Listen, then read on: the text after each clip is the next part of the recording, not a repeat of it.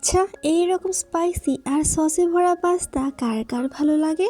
আসসালামু আলাইকুম সবাইকে। তোমরা সবাই কেমন আছো? আশা করি ভালো আছো। সকাল সকাল আমার ভাইয়া অনেকগুলো বাজার করে নিয়ে এসেছে। তার মধ্যে থেকে পাস্তা দেখে আমি ভাবলাম সন্ধ্যাবেলা একটু পাস্তা করা যাক। পাস্তা দেখে আমি ঠিক করে নিয়েছি আমি আজকে চিলি সস পাস্তা বানাবো। যাই হোক, চুলায় একটা হাঁড়িতে পানি বসিয়ে আমি পেঁয়াজ, মরিচ, টমেটো আর একটু চিকেন কেটে নিয়েছি। এইসব কাটতে কাটতে হাঁড়িতে যেই পানিটা বসিয়েছিলাম তা গরম হয়ে গিয়েছে।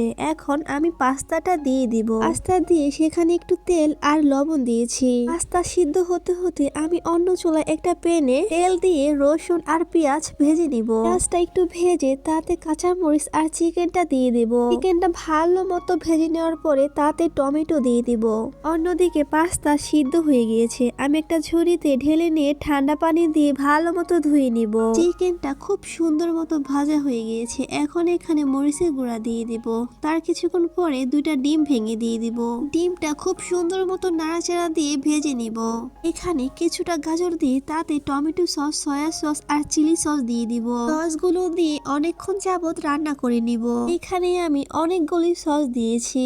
তারপর এখানে পাস্তাগুলো দিয়ে দিব। পাস্তাটা দিয়ে এখানে আমি পাস্তা মশলা দিয়ে দিয়েছি আর পরিমাণ মতো লবণ দিয়ে নিয়েছি। এই তো আমার পাস্তাটা হয়ে গিয়েছে। আমার এই পাস্তাটা কেমন লাগলো অবশ্যই কমেন্টে জানাবেন। এই তো হয়ে গেল আমার ঝাঁকা নাকা চিলি সস পাস্তা।